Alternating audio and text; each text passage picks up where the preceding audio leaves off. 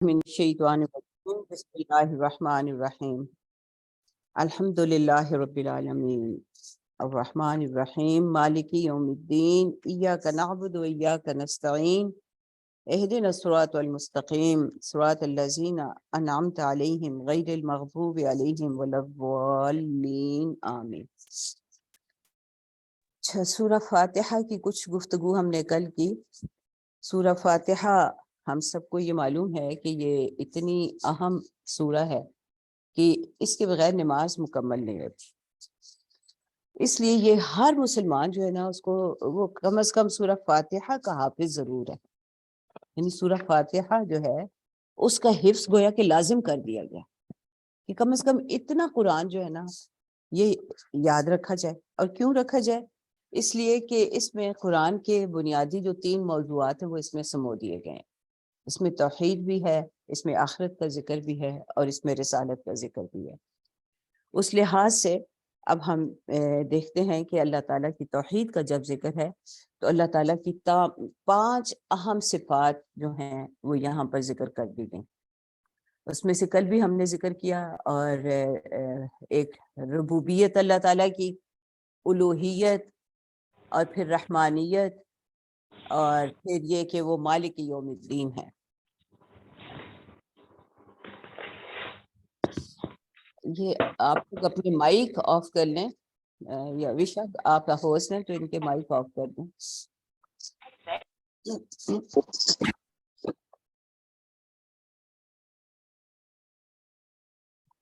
وشاد security میں mic of کر دیں۔ ہاں جی میں کہہ رہی ہوں، ایک منٹ۔ اچھا، تو ہم یہ بات کر رہے تھے کہ یہ 5 بنیادی صفات جو ہیں، نہ صرف یہ کہ یہ 5 بنیادی صفات اللہ تعالیٰ کی یہاں پہ مذکور ہیں کہ وہ الہ ہیں، وہ تو بسم اللہ الرحمن الرحیم میں آ گیا، وہ رب ہیں، اور وہ ان کا تعارف جو ہے وہ بڑا خوبصورت ہے کہ وہ رحمان ہے اور وہ رحیم ہے اور وہ مالک ہے، مالک یوم الدین۔ اب جب یوم الدین آیا تو یہ آخرت کا بھی اس میں آ گیا، ابھی ہم اس کی بھی تفصیل کرتے ہیں۔ اور پھر جو رسالت کا تذکرہ ہے وہ جب ہم خود ان سے مدد مانگ رہے ہیں کہ وہ ہمیں اپنی عبودیت کا راستہ دکھائیں، تو وہ صراط المستقیم، صراط المستقیم جو ہے وہ رسالت کا راستہ ہے۔ اور اس لحاظ سے یہ 3 اہم بنیادی جو عقائد ہیں وہ اس میں سمو دیے گئے۔ اس کے علاوہ جو 4 بنیادی اصطلاحات جن کو کہا جاتا ہے وہ بھی اس میں آ گئیں۔ اس میں الہ بھی آ گیا، اس میں رب بھی آ گیا، اس میں آخرت کا تصور، دین جو ہے لفظ وہ بھی آ گیا، اور اس میں عبادت بھی آ گیا۔ یہ 4 بنیادی موضوعات ہیں جن کو قرآن جو ہے وہ بار بار ہمارے سامنے وضاحت سے پیش کرتا ہے، اور پھر وہ یہ بھی بتا دیتا ہے کہ اصل کامیابی اور ناکامی کیا ہے۔ اس لحاظ سے سورہ فاتحہ کو قرآن کا خلاصہ بھی کہا گیا ہے۔ تو یہاں پر اب ہم اسی لحاظ سے سورہ فاتحہ کو دیکھیں، یعنی آپ اس کو دعا کہیں، آپ اس کو درخواست کہیں، آپ اس کو خلاصہ کہیں، یعنی ہر چیز یہ اتنی جامع سورہ ہے کہ اس کی مثل جو ہے نا کسی اور جگہ پہ کوئی کہیں آپ پا نہیں سکتے۔ اور ویسے الہامی کتابوں میں جس طرح کے جو آثار اب ملتے ہیں، تورات میں بھی اس سے ملتی جلتی کچھ آیات جو ہیں وہ ملتی ہیں، جنہیں ان میں اتنی جامعیت تو نہیں ہے جتنی سورہ فاتحہ میں ہے، لیکن اس سے کم از کم یہ ظاہر ضرور ہوتا ہے کہ اللہ تعالیٰ نے شروع ہی سے ان تمام عقائد کو انسانوں تک پہنچانے کا اپنے انبیاء علیہ السلام کے ذریعے پورا اہتمام کیا۔ اچھا جی، تو کل ہم نے حمد کی تشریح کی، اور اس میں الف لام لگایا کہ اس حمد کو مزید جو ہے اس میں مبالغہ جو ہے وہ پیدا کر لیا گیا۔ تو الحمدللہ حمد جو ہے جب الف لام آ گیا تو صرف اللہ کی، حمد کسی اور کی ہو ہی نہیں سکتی۔ اور کیوں ہے؟ اس لیے کہ وہ رب العالمین ہے۔ اس میں ایک تو یہ بھی تصور آ گیا کہ یہ جس زمین پر تم بس رہے ہو یہ ساری کائنات بس یہی نہیں ہے، یہ جو آب و گل کا کھیل ہے یہی سب کچھ نہیں ہے۔ عالمین، بہت سارے عالمین ہے، کائنات بڑی وسیع ہے، اور جس اللہ کے ساتھ تمہارا واسطہ ہے وہ اس پوری کائنات کی ربوبیت کر رہا ہے۔ اور ربوبیت میں بذات خود بھی ویسے ملکیت کا مفہوم آتا ہے، لیکن اگلی آیت جو ہے وہ اس کو مزید وضاحت کرتی ہے۔ تو ربوبیت میں ملکیت بھی ہے، ربوبیت میں مسلسل نگرانی بھی ہے، اور ربوبیت میں عطا بھی ہے۔ آپ نے نوٹ کیا ہوگا کہ قرآن نے ہمیں جتنی دعائیں سکھائیں، جتنی بھی قرآن میں دعائیں آئی ہیں، وہ سب ربنا سے شروع ہوتی ہیں۔ اور ربنا جب ہم کہتے ہیں نا کسی دعا کے آغاز میں، تو اس کا مطلب یہ ہوتا ہے کہ ہم بھکاری ہیں اور آپ نے ہمیں عطا کرنا ہے، آپ ہمیں عطا کیجیے۔ تو رب العالمین، تو وہ چونکہ تمام کائنات کے رب ہے، تو کائنات کا ذرہ ذرہ، کائنات کا ہر ایٹم، کائنات اگر ہم کہیں کہ جاندار مخلوق کوئی ہے تو وائرس، اور اگر اس سے بھی چھوٹی کوئی جان رکھنے والی چیز ہے، تو ان سب کا وہ رب ہے، اور ان سب کی درخواستیں وہ سنتا ہے، اور ان سب کو وہ عطا کرتا ہے۔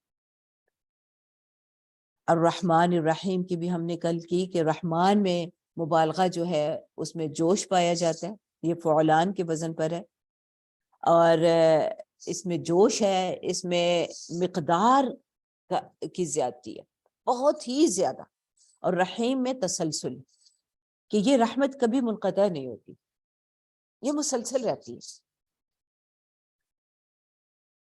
اچھا، اب یہ تو جو کچھ رب العالمین اور رحمان الرحیم، یہ ہم کہہ سکتے ہیں کہ یہ ہمارا اس زندگی میں ہمارے رب کے ساتھ ایک تعلق ہے، اور وہ ہم اسی سے مانگتے ہیں، وہی ہمیں عطا کرتا ہے۔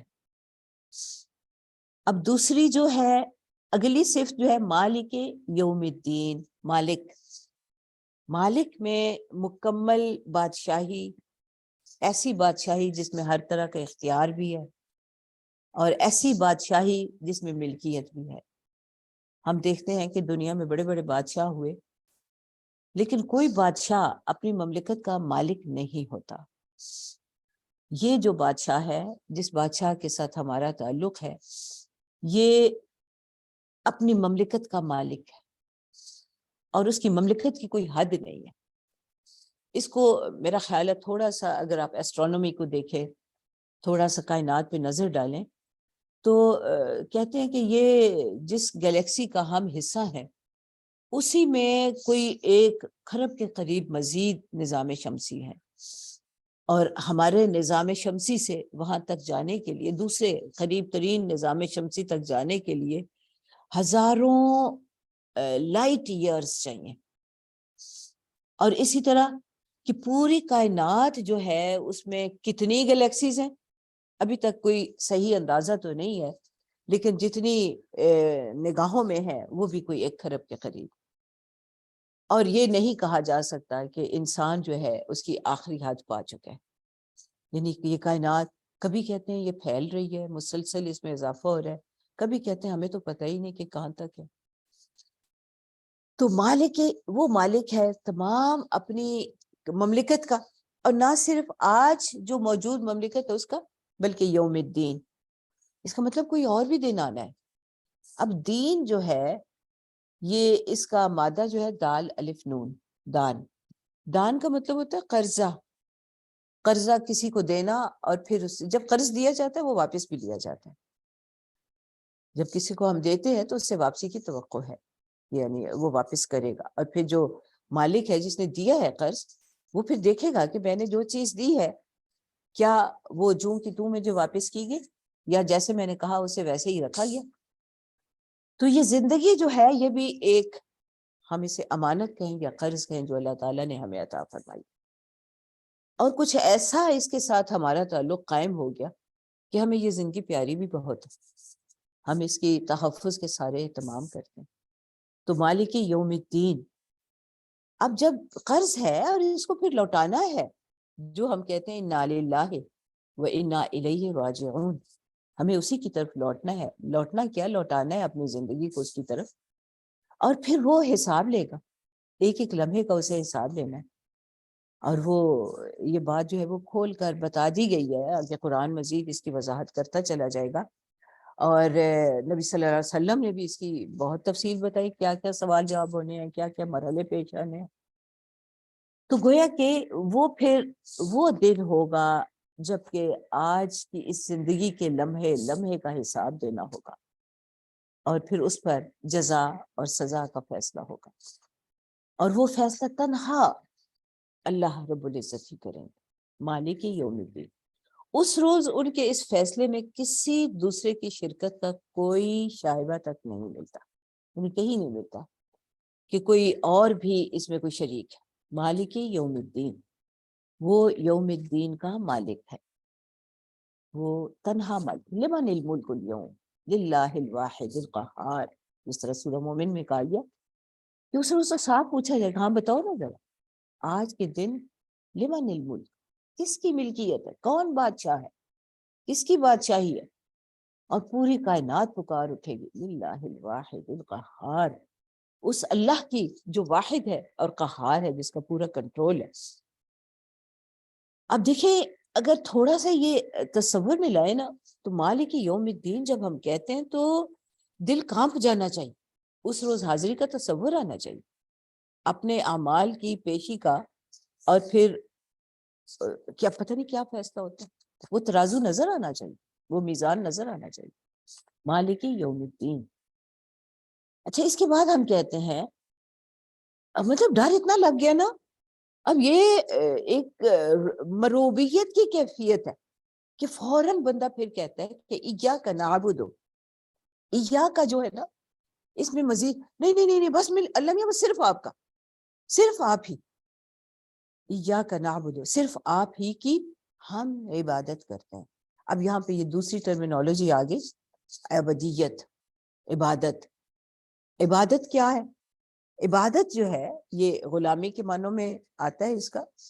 اچھا، عبادت جو ہے وہ ویسے تو تسخیری بھی ہے، یعنی کائنات کی ہر چیز جو ہے اللہ تعالیٰ کی عبودیت میں مشغول ہے، ہر چیز عبادت کر رہی ہے، لیکن مجھ سے جس عبادت کا مطالبہ ہے یا میں جو عبادت کر رہی ہوں وہ تسخیری نہیں، اختیاری ہے۔ تسخیری کا مطلب کہ خود بخود کرنا پڑے گا، میں چاہوں نہ چاہوں۔ کسی حد تک میں بھی تسخیری ہوں، جیسے میری آنکھ، اب اللہ نے اس کو صرف دیکھنے کے لیے بنایا، میں اسے کوئی اور کام نہیں لے سکتی۔ میرے کان صرف سننے کے لیے بنائے گئے ہیں، ان کانوں سے میں دیکھنے کا کام نہیں لے سکتی۔ اسی طرح باقی آپ ہر سیل سے دیکھ لیں، ایک ایک سیل جو جسم کا بنایا گیا اس کے ذمہ جو کام لگایا گیا، وہ اس کے علاوہ میں جو چاہوں، میں جتنا مرضی جو مرضی کر لوں، میں اس سے کوئی اور کام نہیں لے سکتی۔ تو ایک لحاظ سے میرا پورا جسم بھی جو ہے وہ اس تسخیری لحاظ سے عبد ہے، لیکن مجھ سے جس عبادت کا مطالبہ ہے، یا جو تمام انبیاء علیہ السلام کی دعوت کا بنیادی پیغام رہا، یا قوم اعبدوا اللہ، اے میری قوم اللہ کی عبدیت اختیار کرو۔ یہی بات سورہ کافرون میں بھی ہم کہتے ہیں، لا اعبد ما تعبدون، ڈنکے کی چوٹ کہتے ہیں، ساری دنیا کو کہتے ہیں، سارے انسانوں کو کہتے ہیں کہ میں تو اس کی عبادت، لا اعبد، جس کی تم عبادت کرتے میں اس کی نہیں کرتا۔ میں تو صرف اپنے، یعنی اب یہاں پہ کہ ایاک نعبد، اب یہاں پہ نون کا آ گیا، اور اس میں ہم کا مطلب آ گیا نعبدوں میں، ایاک نعبد، یعنی عبادت اتنا مشکل کام ہے، اکیلے کرنا تو بڑا ہی مشکل ہے، تو مولا ہم سب جو ہے نا وہ صرف آپ ہی کی عبادت کرتے ہیں، ایاک نعبد و ایاک نستعین، اور ہم آپ ہی سے، یہ کام اتنا مشکل ہے مولا، مجھے تو سمجھ ہی نہیں آنے کہ آپ کی عبادت کروں کیسے، تو بس آپ ہی کی مدد چاہیے۔ اچھا، عبادت جو اختیاری ہے، اس میں 3 بنیادی مفہوم پائے جاتے ہیں۔ ایک تو وہی کہ غلامی کا، اب جب بندہ غلام ہو جاتا ہے نا، پھر اس کی مرضی ختم ہو جاتی ہے۔ غلامی کا اقرار جو ہے، نعبدوں کا اقرار جو ہے، وہ اب مجھ سے میری مرضی ختم، اب میری کوئی مرضی نہیں، اب جو میرا آقا مجھے کہے گا مجھے تو وہی کرنا ہے، وہ جو میرا نام رکھنا پسند کرے گا وہ رکھے، جو مجھے حکم دے گا وہ میں کروں گی۔ تو غلامی میں اپنا اختیار ختم ہو جاتا ہے، اب مجھے مالک کے ہر حکم کی اطاعت کرنا ہے، تو اس میں اطاعت کا مفہوم خود بخود آ گیا۔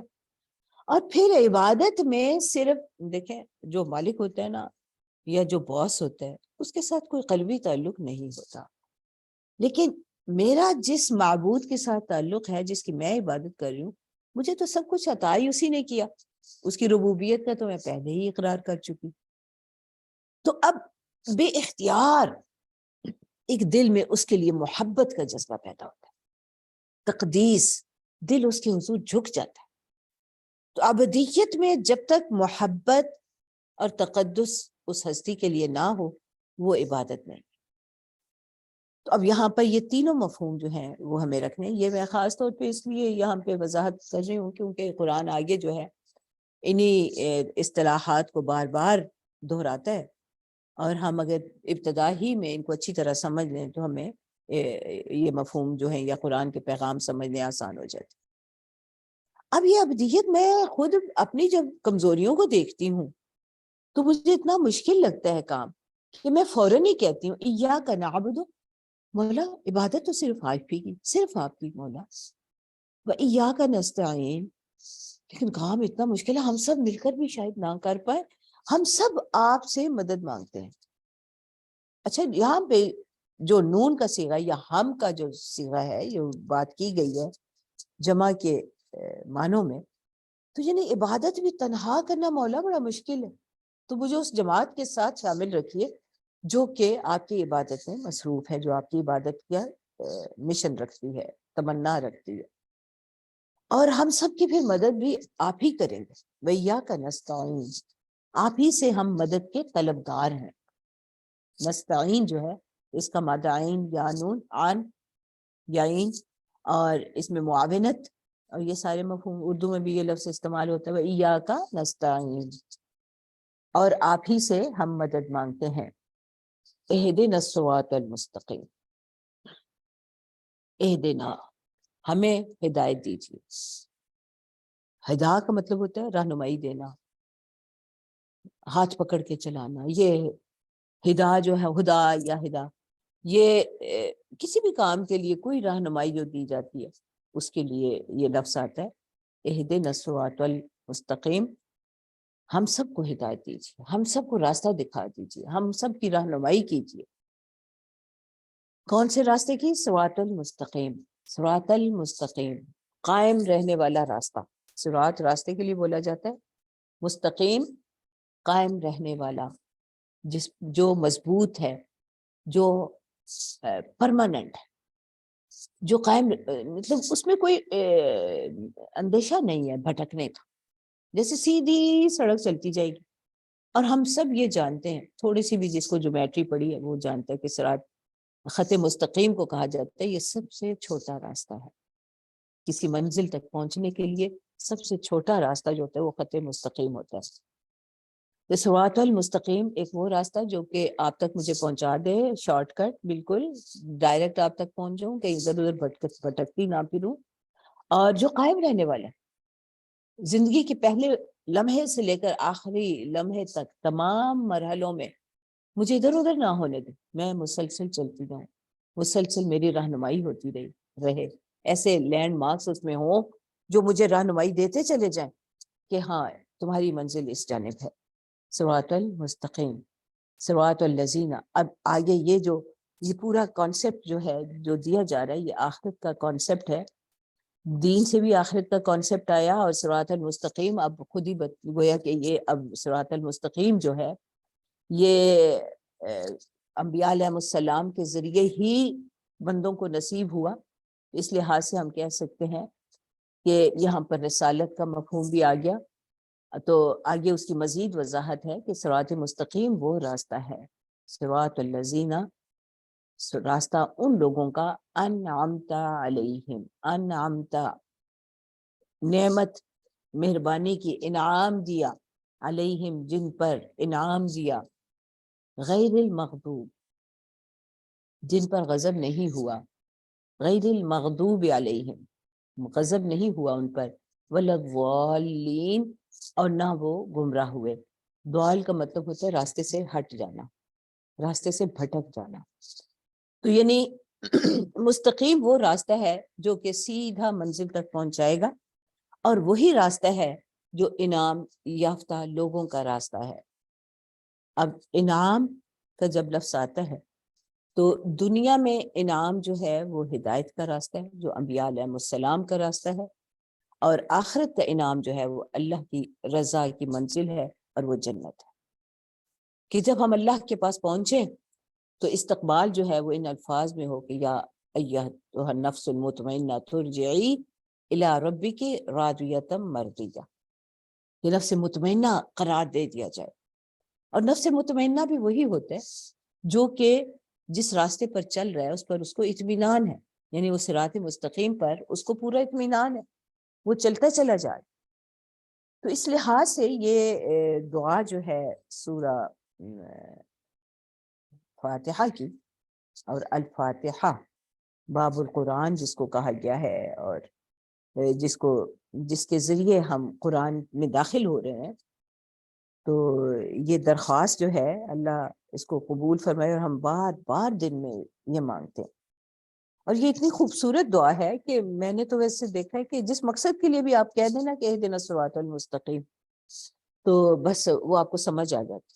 مطلب جیسے شاپنگ کرنے میں گئی ہوں نا، تو مجھے سمجھ ہی نہیں آ رہی کہ میں کون سی چیز خریدوں، تو جب میں یہ کہوں نا کہ اہدنا الصراط المستقیم، یعنی کوئی ایسی چیز خریدوں جو کہ پائیدار بھی ہو اور آخرت میں بھی اس کی پکڑ نہ ہو، نہ اس میں اسراف ہو، نہ اس میں تبذیر ہو، اور نہ مطلب میری ضرورت آج کی جو ضرورت ہے وہ بھی پوری ہو جائے، تو اللہ تعالیٰ ادھر بھی رہنمائی فرما دیتے ہیں۔ راستہ نہ کہیں جانا ہو، کسی منزل تک پہنچنا ہو، یعنی کسی کے گھر جانا، تو آپ یہ دعا پڑھتے چلے جائیں، انشاءاللہ تعالیٰ آپ کے لیے راستہ آسان ہو جائے گا اور آپ کو جلدی مل جائے گا۔ یعنی کسی نئی جگہ پہ بھی جا رہے ہیں نا، تو یہ تو ایک دنیاوی لحاظ سے بھی اس سے ہم استفادہ کر سکتے ہیں۔ اور ویسے بھی کہا جاتا ہے، اور میں نے اس کو بھی آزمایا، کہ بچے کہنا نہ مان رہے، ان پہ آپ یہ سورہ پڑھ پڑھ کے دم کریں، انشاءاللہ تعالیٰ وہ آپ کا کہنا ماننے لگ جائیں۔ اسی طرح آپ کسی بھی غرض کے لیے اس کو پڑھیں، یہ دعا جو ہے وہ بڑی ہی مطلب بڑی اہم دعا ہے اور ہر معاملے میں ہماری رہنمائی کرتی ہے، لیکن تاہم اس کا اصل مقصد جو ہے وہ پرماننٹ، وہ دائمی کامیابی کی دعا ہے کہ وہ مل جائے مجھے۔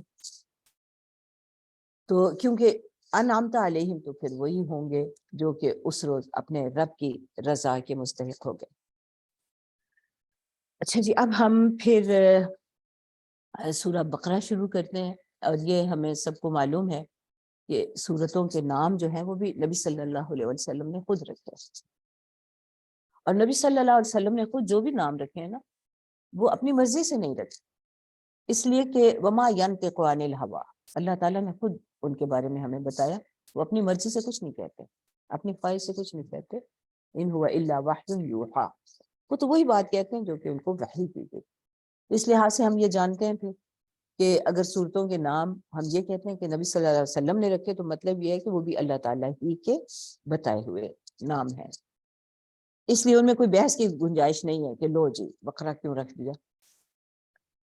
تو اس کی توجیحات بھی بہت ہوتی ہیں، مفسرین کرتے ہیں کہ نام بھی بڑے اللہ تعالیٰ کی کوئی مصلحت ہے، حکمت ہے نام رکھنے میں بھی، لیکن میرا خیال ہے اس وقت موقع نہیں ہے کہ ہم ان تفصیلات میں جائیں۔ اچھا جی، تو بسم اللہ الرحمن الرحیم، الف لام میم، اب یہ حروف مقطعات ہیں، قطع کا مطلب ہوتا ہے الگ الگ، اب یہ بھی نبی صلی اللہ علیہ وسلم نے چونکہ پڑھنا سکھایا تو اس لیے ہمیں پتہ چلا کہ ان کو ہمیں الگ الگ پڑھنا ہے، اور نبی صلی اللہ علیہ وسلم نے خاص طور پہ اس لفظ کو بطور مثال بتایا کہ قرآن جب پڑھا بھی جاتا ہے، بغیر سمجھے بھی پڑھا جاتا ہے، تو ہر حرف پر 10 نیکیاں ہیں، اور اس کی مثال میں یہی لفظ کہا کہ جیسے تم الف لام میم کہتے ہو تو وہ ایک حرف نہیں ہے، بلکہ وہ الف الگ حرف ہے، لام الگ ہے، اور میم الگ، اور ان میں سے ہر ایک کے لیے 10 نیکیاں ہیں۔ تو آپ بعض نے پھر اس کو مزید کہا کہ کیونکہ اس پہ مد بھی ہے تو یہ، یا تشدید بھی ہے تو یہ ڈبل ہو جاتے ہیں، خیر جو بھی ہے ہمارے لیے اتنا ہی کافی ہے کہ حروف مقطعات جو ہے وہ حروف ہیں جو اللہ تعالیٰ نے عطا فرمائے، ان کے صحیح معنی ہمیں معلوم نہیں ہے، اللہ اور اس کا رسول ہی جانتے ہوں، اگر ہمارے عمل کے لحاظ سے ان میں کوئی اہم بات ہوتی تو ضرور بتا دی گئی ہوتی۔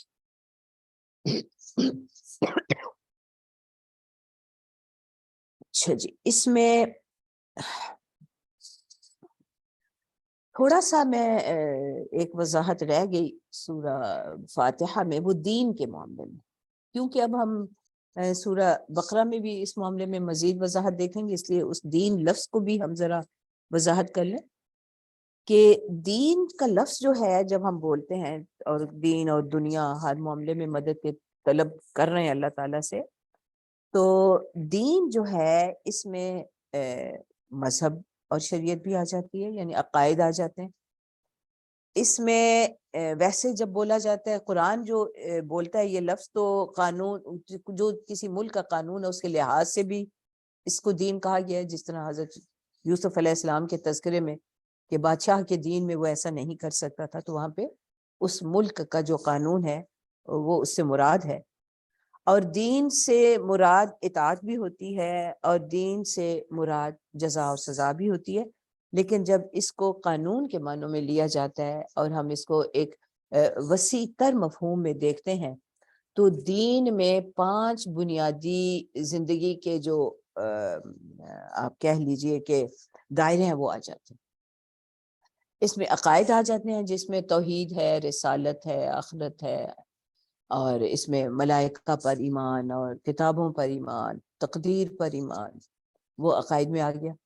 پھر اس میں مناسک ہیں، جیسے صلاۃ ہے، زکوٰۃ ہے، صوم ہے، حج ہے، جہاد ہے، یہ مناسک عبودیت ہیں، وہ بھی اس میں آ جاتے ہیں۔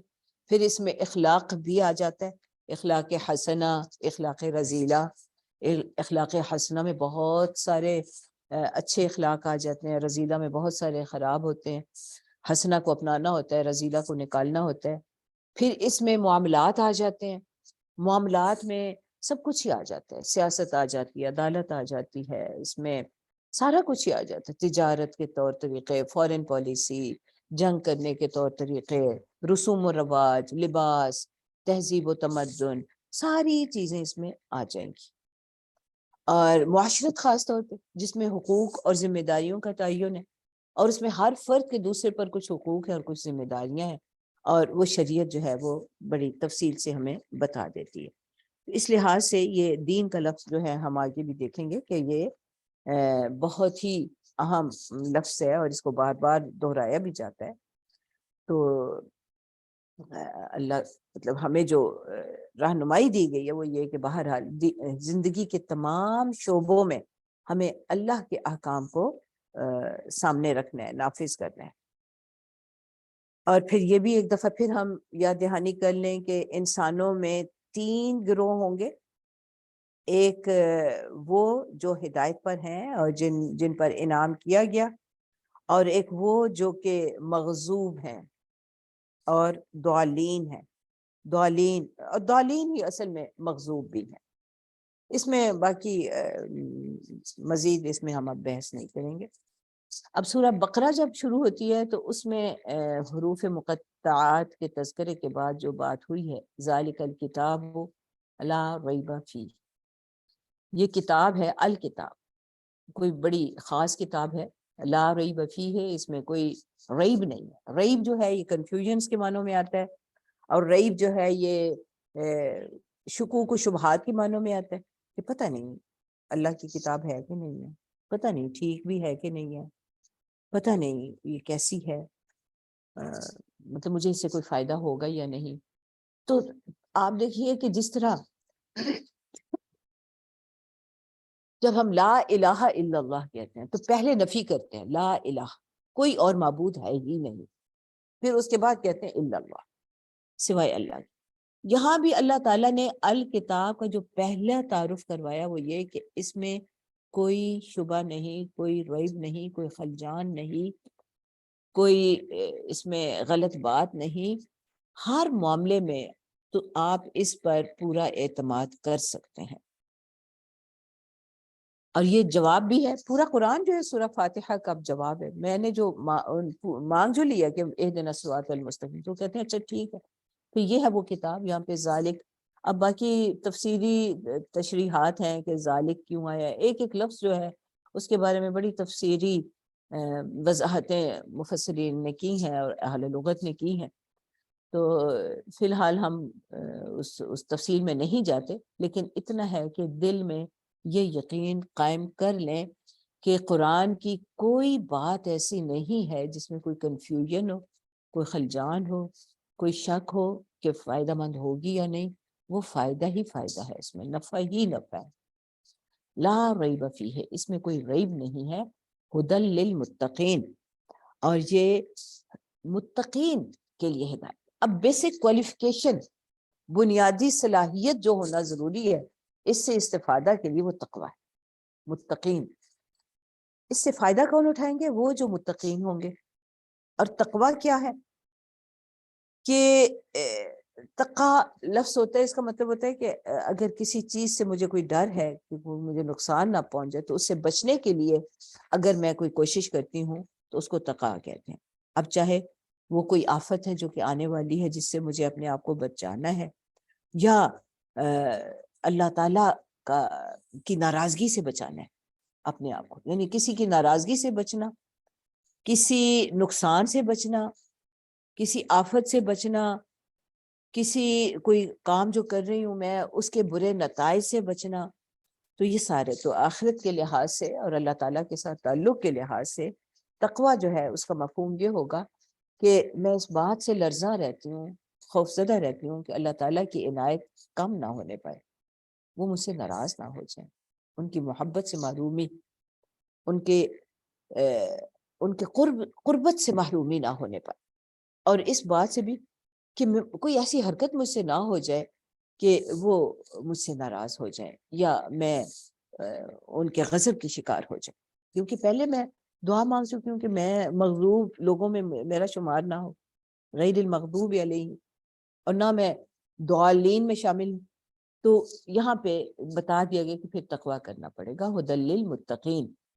تو یہ رہنما ہے کتاب، یہ دلیل اور حجت ہے، یہ راستہ دکھانے والی ہے، یہ نور و بصیرت دینے والی ہے ان لوگوں کو جو تقویٰ کرتے ہیں۔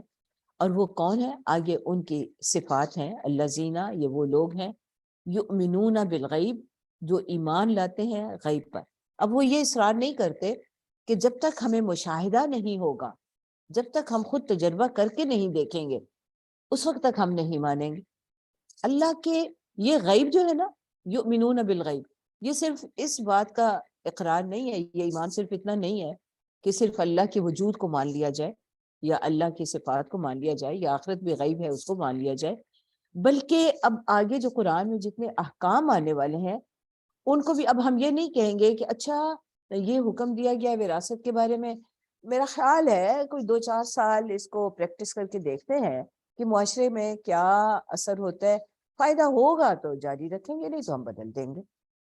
اللہ کے احکام کو بدلا نہیں جا سکتا، اللہ کے قانون میں تبدیلی کی اجازت نہیں۔ یؤمنون بالغیب، یہاں پہ ہر حکم کو بغیر کسی مشاہدے اور تجربے کے ماننا ہوگا۔ تو یؤمنون بالغیب، اگرچہ غیب کے امور میں صرف ہم اللہ اور آخرت یا ملائکہ وغیرہ کو ہی لیتے ہیں، یا پہلے ماضی میں جو اللہ تعالیٰ نے جو ہمیں واقعات سنائے ان کو لیتے ہیں، لیکن غیب میں اب ہم اللہ کے ہر حکم کو بھی لیں گے۔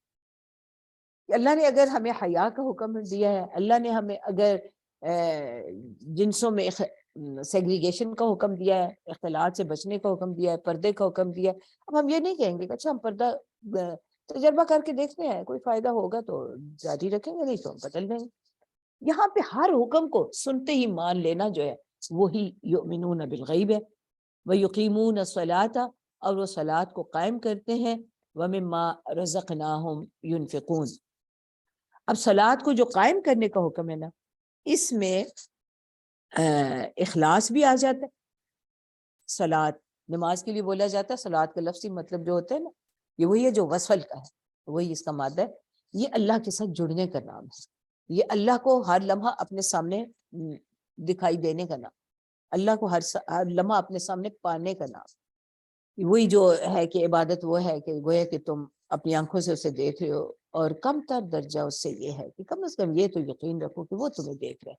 اور صلاۃ جو ہے یہی یاد دہانی دلانے کے لیے یہ فریضہ جو ہے وہ عائد کیا گیا ہے، اور اس کا مطلب یہ ہے کہ اس کی جتنی بھی شرائط ہیں وہ ان کی تکمیل ہو، اخلاص ہو، خشوع و خضوع ہو، اس میں دوام ہو، حفاظت ہو، ہمیشہ ہو وقت، اس میں قبلے کا تعین، طہارت کا طریقہ، پھر جو اس کا طریقہ بتایا گیا اس میں بغیر نہ ہم کمی کر سکتے ہیں نہ اضافہ کر سکتے ہیں، جو اوقات بتائے گئے، اوقات کی پابندی ہے، جماعت کی پابندی ہے، مسجدوں کا اہتمام ہے، مسجدوں کا نظام ہے، اور اس میں جماعت میں پھر صفوں کا اہتمام، صفیں سیدھی رکھو. تو یہ ساری جو ہے جب اہتمام کیے جاتے ہیں تو پھر وہ صلاۃ قائم ہوتی ہے. وَيُقِيمُونَ الصَّلَاةَ یعنی صرف نماز پڑھنے کا نام نہیں ہے کہ اپنے طور پہ پڑھ لو، بلکہ اس پورے نظام کو قائم کرنا ہے. اور اس کا مطلب یہ نہیں ہے کہ جب نماز پڑھتے ہیں تو اللہ سامنے ہے یا میں اللہ کے سامنے ہوں اور مصلی سے اترتے ہی گویا کہ اب اللہ نظروں سے غائب ہو گیا. تو وَيُقِيمُونَ الصَّلَاةَ وَمِمَّا رَزَقْنَاهُمْ يُنْفِقُونَ. اب یہاں پہ دو باتیں ہیں. ایک یہ کہ رزق کو میں یہ یقین رکھتی ہوں کہ وہ عطا اللہ کی، وَمِمَّا اور اس رزق میں سے جو ہم نے انہیں دیا. یہاں پہ اللہ تعالیٰ کیا ہے کہ رزق ہمیں انہیں دیا، یعنی انسانوں کو جو رزق دیا گیا، رزق میں سب کچھ ہی آتا ہے. رزق جو ہے وہ صرف کھانے پینے کی چیزوں کا نام نہیں ہے، اوڑھنے پہننے کی چیزوں کا نام نہیں ہے، رہنے سہنے کی چیزوں کا نام نہیں ہے. علم سب سے بڑا رزق ہے، ہدایت رزق ہے. تو جو بھی صلاحیتیں جو ملی ہوئی ہیں وہ رزق ہیں، جو وقت ملا ہوا ہے وہ رزق ہے. ان سب چیزوں کو جو وقت ملا ہوا ہے یعنی زندگی کو بھی، اور پھر جو صلاحیتیں ملی ہوئی ہیں ہر بندے کو الگ ہی صلاحیتیں ملی ہوئی ہیں. ایک بندے میں ساری صلاحیتیں اکٹھی نہیں کی گئیں. کوئی کسی فیلڈ کا ماہر ہے، کوئی کسی فیلڈ کا ماہر ہے. تو جس کو جو مہارت عطا کی گئی، جو ذہانت عطا کی گئی، جو صلاحیت عطا کی گئی، جو علم عطا کیا گیا، ينفقون وہ خرچ کرتے ہیں. بھائی خرچ تو ہونا ہی ہے، اس کو یہاں پہ جو خرچ کرنا ہے وہ اس طریقے پر خرچ کرنا ہے جو عطا کرنے والے نے اس کے لیے مقرر کر دی. یعنی اب زندگی کا ہر لمحہ جیسے انہوں نے بتایا ویسے خرچ کرنا، صلاحیتیں انہی راستوں میں لگانی ہے جہاں انہوں نے کہا کہ لگاؤ، اور اسی طرح باقی سب کچھ ہی آ جائے گا اس میں. والذین یؤمنون بما انزل الیک، اور وہ لوگ جو ایمان لائے اس چیز پر جو آپ کی طرف نازل کی گئی، وما انزل من قبلک، اور جو آپ سے پہلے نازل کی گئی. یہاں پہ تمام الہامی کتابوں کا تذکرہ ہو گیا، اور جو آپ کی طرف نازل ہوئی کتاب وہ تو یہ قرآن ہی ہے، اس پر ایمان لاتے ہیں. ایمان کا لفظی مطلب جب ہوتا ہے نا، یہ صرف مان لینے نہیں ہوتا، یہ دل سے مان لینا، زبان سے اس کی تصدیق کرنا، اور پھر عمل سے اس کی تصدیق کرنا، اور اپنی ترجیحات میں اس کو سب سے اوپر رکھنا. ترجیح اول جو ہے نا، ترجیح اول جب تک نہ بنایا جائے اس وقت تک ایمان نہیں ہوتا. تو اللہ پر ایمان کا مطلب بھی یہ ہے کہ اب اللہ میرا ترجیح اول ہے، اور کتاب پر ایمان کا مطلب بھی یہی ہوگا کہ اب یہ کتاب میری ترجیح اول ہے. والذین یؤمنون بما انزل الیک، پہلے کون سی؟ اس چیز پر ایمان لائے جو آپ پر نازل، آپ کی طرف بھیجی گئی، آپ کو دی گئی، آپ پر نازل. وما انزل من قبلک، اور جو آپ سے پہلے نازل ہوئی. وبالآخرۃ هم یوقنون، اور آخرت پر وہ یقین رکھتے ہیں. یقین جو ہے یہ اس میں پھر کوئی شبہ نہیں ہوتا. یقین جو ہے اس میں یعنی ایسے یقین ہے جیسے اپنی آنکھوں سے دیکھی ہوئی کوئی بات ہو. اس میں اب کوئی کسی طرح کا کوئی شبے والی بات رہ نہیں جاتی. یقین تو آخرت پر یوں یقین ہے جیسے آنکھوں سے دیکھ رہے ہوں. جنت کے مناظر بھی گویا کہ آنکھوں کے سامنے ہے، اور وہ آگ بھی آنکھوں کے سامنے ہے، اور وہ حشر کا میدان بھی آنکھوں کے سامنے ہے، اور وہ میزان بھی آنکھوں کے سامنے ہے. اولئک علی ھدی من ربہم، تو جن میں یہ صفات ہوں گی وہ ہدایت پر ہوں گے اپنے رب کی جانب سے. وَأُولَٰئِکَ هُمُ الْمُفْلِحُونَ، اور وہی لوگ فلاح پانے والے ہوں گے. چلیے انشاءاللہ پھر کل اس کے بعد آگے پڑھیں گے. وآخر دعوانا الحمد للہ رب العالمین. بسم اللہ الرحمن الرحیم. اللہم انت السلام ومنک السلام، تبارکت یا ذا الجلال والاکرام. الحمد للہ رب العالمین، الصلاۃ والسلام علی رسولہ الکریم وعلی آلہ واصحابہ اجمعین. ربنا آتنا فی الدنیا حسنۃ وفی الآخرۃ حسنۃ وقنا عذاب النار. ربنا ظلمنا انفسنا وان لم تغفر لنا وترحمنا لنكونن من الخاسرین. رب هب لی حکما والحقنی بالصالحین. واجعل لي لسان صدق في الآخرين واجعلني من ورثة جنة النعيم. سبحانك اللهم وبحمدك نشهد أن لا إله إلا أنت نستغفرك ونتوب إليك. سبحان ربك رب العزة عما يصفون وسلام على المرسلين والحمد لله رب العالمين. آمين.